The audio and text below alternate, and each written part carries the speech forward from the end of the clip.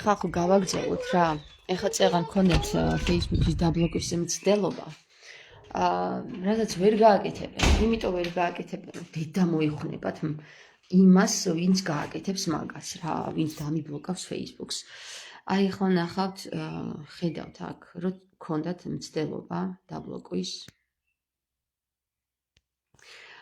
თუმცა მე ისევ ჩართეს და სანამ დრო მაქვს, მოგიყვებით ყველაფერს. მეგობრებო, ვიღაცა მომწერა მაგას ჯობიაო, მაგის მოყოლასო ჯობიაო, რომ გიორგი რუსიო რა ორგიებს აწყობდაო, იმაზე ილაპარაკო რა. გინდათ გითხრათ გიორგი რუსი რა ჯიგარი ტიპი იყო? გეტყვით ეხლავე. როგორც უკვე გითხარით, არა მხოლოდ თამარ მეფე იყო მაგ სვავების მსხვერპლი, არამედ იყო ყველა მეფე მაგ სვავების მსხვერპლი და არ გეგონოთ ვინმეს, რომ მეფეები განაგებდნენ სახელმწიფოს. არავინ მეფე არ განაგებდა სახელმწიფოს, მეფეებს განაგებდნენ დრაკონები, სვავები და აი ეს საზოგადოება, ვისაც ერთ ადგილზე, აი ესე რო აუდგება ხოლმე იმ ადგილზე, აქვს კონცენტრირებული ყველა თავისი არსი. ხო? ეხლა რაც შეეხება გიორგი რუსმა რა გააკეთა თამარისთვის ყველაზე მაგარი რო იცოდეთ რა. გიორგი რუსმა თავისი ეს მთელი სიძვა რაც ხდებოდა საეპისკოპოსო კარზე და საერთოდ ვითომ ძალიან წმინდა კარზე გამოიტანა ყველაფერი გარეთ რა. არ გეგონოთ რომ გიორგი რუსი აწყობდა ორგიებს. გიორგი რუსი აწყობდა ორგიებს, იმიტომ რომ იმანაც შუათითი აჩვენა მაგათ. გიორგი რუსი არ იყო ისეთი პიროვნება, როგორც ასე ასახავენ დღეს საშინელი და მარტო ის ჩადიოდა სიძვას ჩადიოდა ყველა ის საზოგადოება, ვისაც სასულიერო პირი ქვია. ხო და სასულიერო პირების სარკე იყო პირდაპირ გამოიტანა გარეთ. სინათლის შუქზე გამოიტანა ვინც იყვნენ ეგენი. ახლა არ გეგონოთ, რომ რაღაცა ისეთი გააკეთა განსაკუთრებული გიორგი რუსმა და მარტო გიორგი რუსი იყო ესეთი სიძვის პატრონი. რომ თავის უკანა შესასვლელს ვიღაცებს აძლევდა. სხვა რა გზა ქონდა რო? როგორც დღეს.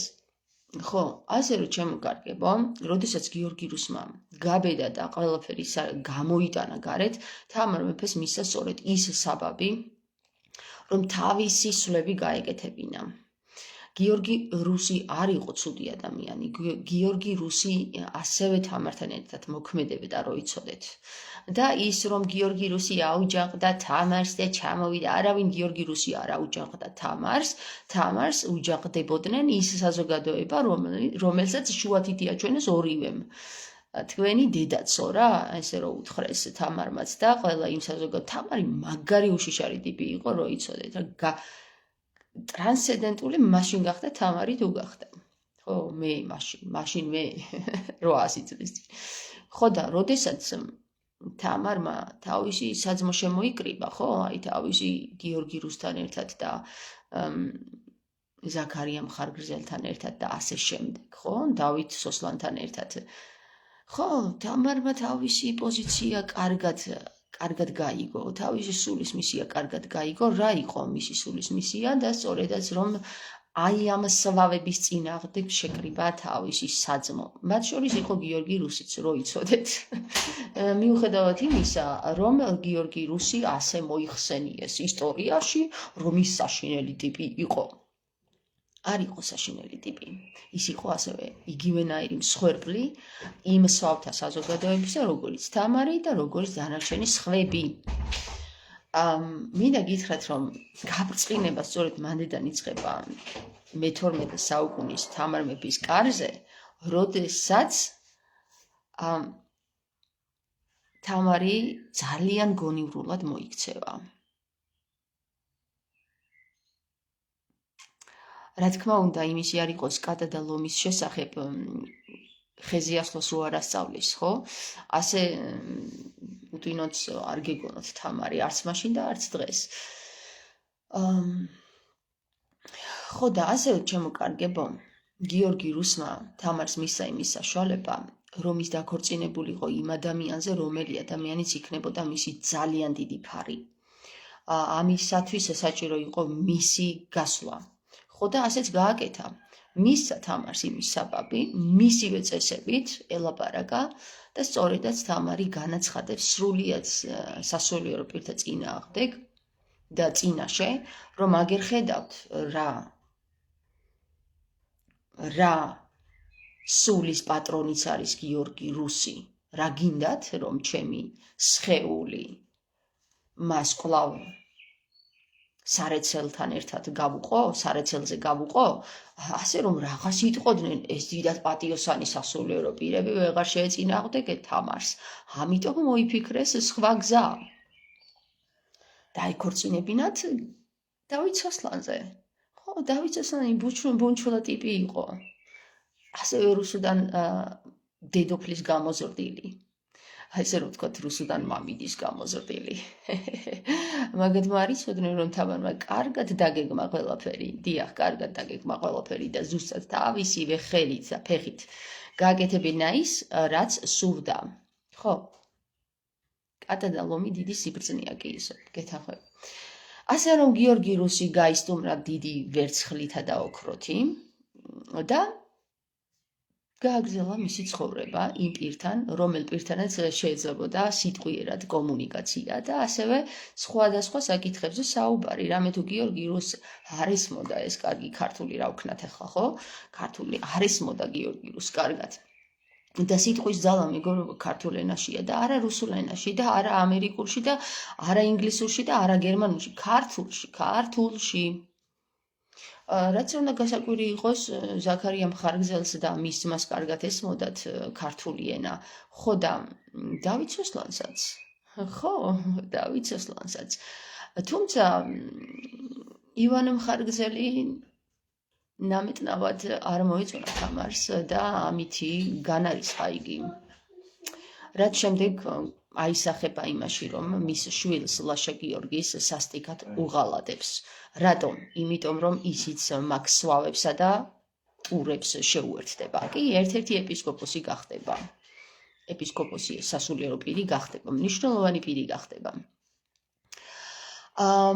ხო, და გიორგი რუსი მეორედ და მესამედ რო დაესხმება ვითომ თავს თამარს, ვითომ კი არა და საიდან გაიგებს ზაქარია მხარგრძელი, რომ გიორგი რუსი კვლავ თამართან მოდის დასარტყავად. სწორედ გიორგი რუსისგან ისევე. ხო, რატომ არ მოკლავს თამარი გიორგი რუსს, თუ იცით, მიუხედავად იმისა, რომ წინ დაუგდებენ ფეხქვეშ და რასაც გვეტყვი იმას გავაკეთებთო. არ მოკლავს, იმიტომ რომ სწორედაც რომ გიორგი რუსი იყო თამარ მეფის ერთ-ერთი დიდი ძალა. კი, ის სხვანაირად მოქმედებდა. სხვადასხვა გიორგი რუსს ბოგალოვსკიეს ეძახდნენ ღმერთის მოყვარულს. ხო? ღმერთის მოყვარული იყო და იმიტომ. ასე რომ ჩემო კარგებო, რაც გვიწერია, ვისი შეთხზულია, რაც გვიწერია და რატო ებრძოდნენ მაინც და მაინც თამარ მეფის მიმართ მიძღვნილ წერილს ვეფხისტყაოსანს. რატომ ებრძოდნენ? რატომ არ ებრძოდნენ იმას, რაც ქართლის ცხოვრებაში ჩაგვიწერეს? ხო? იმიტომ რომ ის ჩაწერეს, რაც აწყობდათ.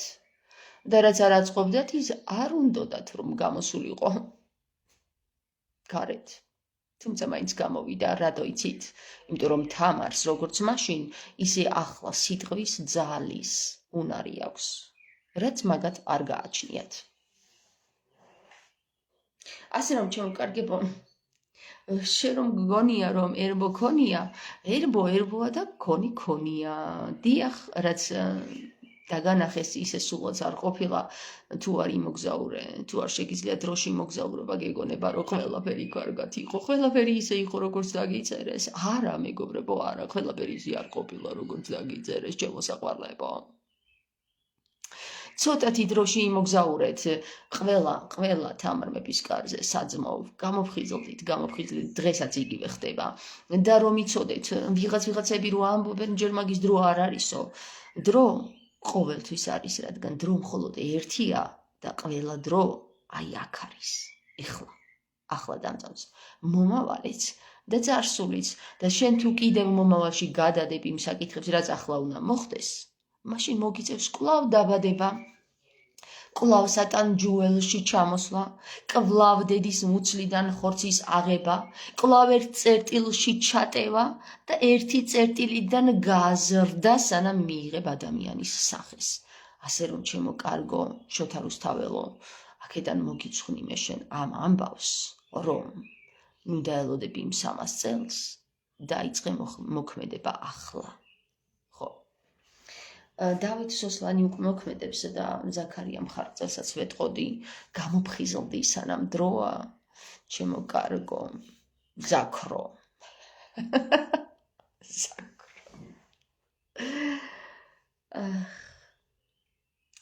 შალვა ახალციხელი უკვე დაკარგულია, მისი იმედი აღარ მაქვს. აი დვალებს რაც შეხებათ, დვალი კიდევ ცოცხლად არის და გონივრულად. ხო. ოპიზრები ჯერ არ გამიცნია და მალე გავიცნობ. მგონი ყველაფერი თავის ადგილს კვლავ პოულობს. კარგად მეგობრებო, ახლა კიდევ დაგემშვიდობებით, რადგან გრძელი ვიდეოები არ უყვარს ხალხს, გონება ეღლება და ცუდად ხდება, სული ეკვეთება, მაგრამ 5 საათიანი და 2 საათიანი სატანისტვის წირვა არ ენანება ხოლმე იქ რო დგას და თავს არ ტყავს იმ 4 კედელს, რომელ კედელშიც საერთოდ არ ჩაგუკეტაა და არც უთქვავს ქრისტეს ჩვენთვის, რომ წადი იმ შენობაში ან ამ შენობაშიო და იქ ილოცო, არამედ თქვა, სადაც იქნები, იქ ილოცე, იქ არის ღვთის სახლიო.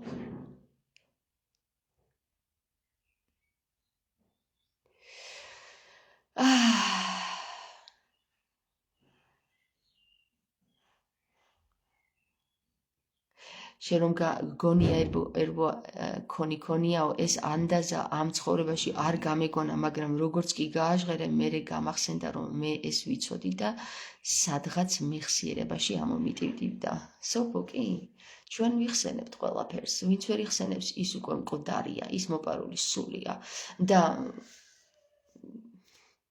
ცოცხალო სულებო, გაცოცხლდით, გამოფხიზლდით, გაიხსენეთ ბევრი რამ.